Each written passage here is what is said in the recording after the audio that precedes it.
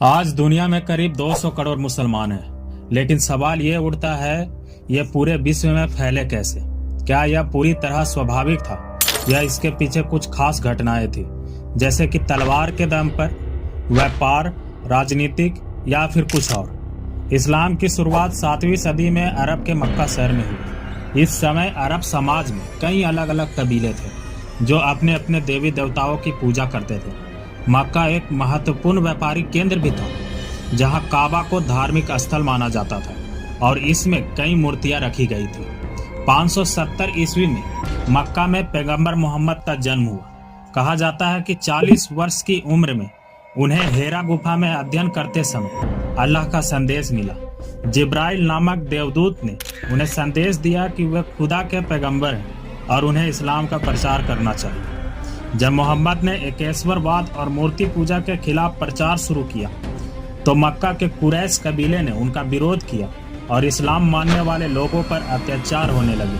622 ईस्वी में मोहम्मद और उनके अनुयायियों को मक्का से भागकर मदीना जाना पड़ा।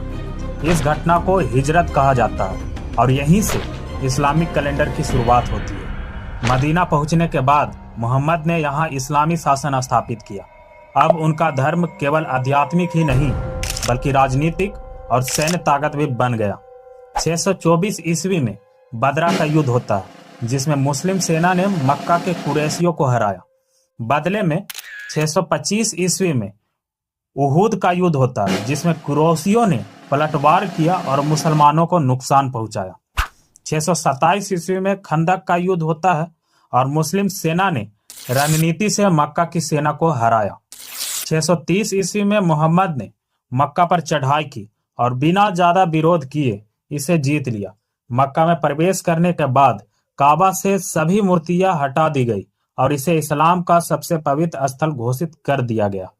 632 ईस्वी में पैगंबर मोहम्मद की मृत्यु हो गई, लेकिन इस्लाम का विस्तार रुकने के बजाय और तेज हो गया।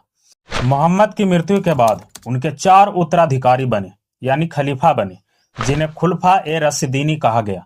पहला था उमर, जिसने फारस, मिस्र और सीरिया पर विजय प्राप्त किया। दूसरा था अबू बकर, जिसने अरब कबीलों को इस्लाम में बनाए रखा। तीसरा था उस्मान, जिसने कुरान को आधिकारिक रूप से संकलित कराया। चौथा था अली, जिसने इस्लामिक साम्राज्य में गृह युद्ध करवाया। फारस यानी ईरान पर हमला और जीत, बिजटानिया साम्राज्य यानी पूर्वी रोमन साम्राज्य से युद्ध और सीरिया, फिलिस्तीन और मिस्र पर कब्जा। उत्तरी अफ्रीका में इस्लामी शासन, स्पेन में उमैयद साम्राज्य की स्थापना। 712 ईस्वी में मोहम्मद बिन कासिम ने सिंध पर हमला किया और वहां इस्लामिक शासन स्थापित किया और वहीं से भारत में इस्लाम की जड़ें जमनी शुरू हो गई।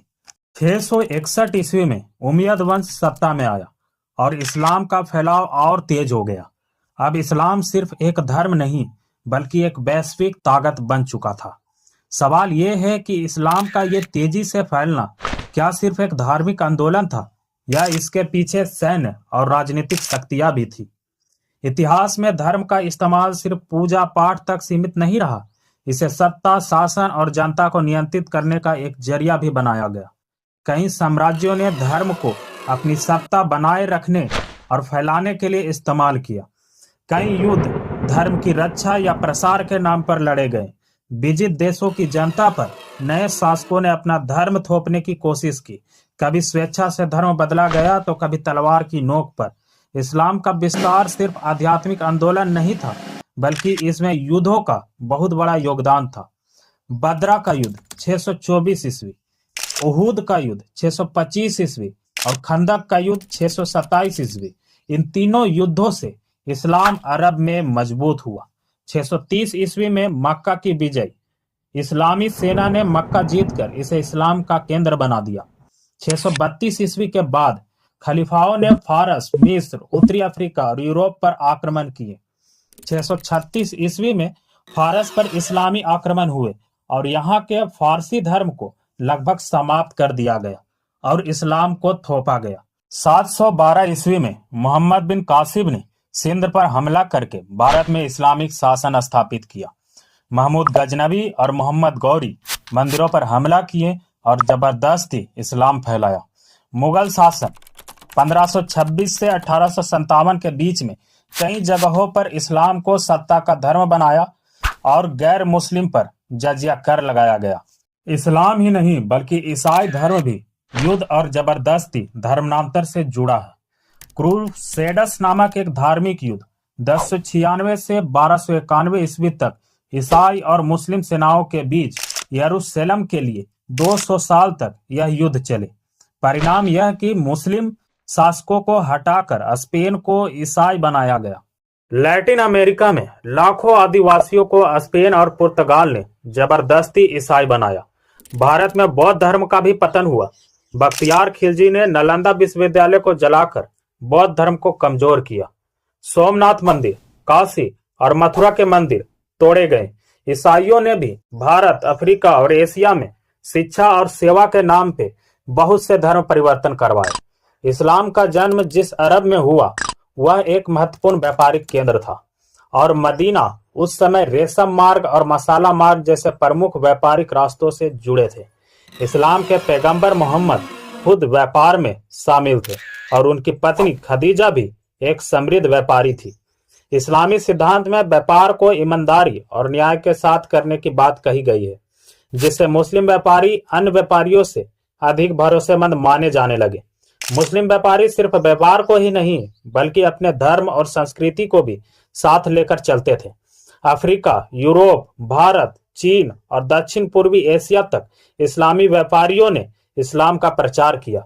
सहारा रेगिस्तान को पार करने वाले व्यापारियों ने पश्चिमी अफ्रीका में इस्लाम का फैलाव किया। घाना, मालिक और संघाई साम्राज्य में इस्लाम व्यापार के जरिए ही फैला। 14वीं सदी में माली का राजा मनसा मूसा हज यात्रा के दौरान इस्लाम को पूरी दुनिया में प्रसिद्ध करता है।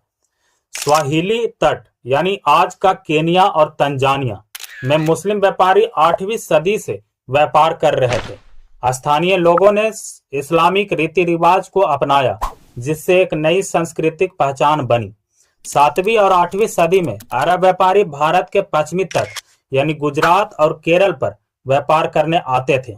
यहाँ उन्होंने स्थानीय हिंदू और बौद्ध शासकों से संबंध बनाए, जिससे धीरे धीरे इस्लामिक संस्कृति फैलने लगी। 629 ईस्वी केरल में चेरामन जुमा मस्जिद का निर्माण हुआ। माना जाता है कि यह भारत की पहली मस्जिद थी जिसे अरब व्यापारियों ने बनवाया था।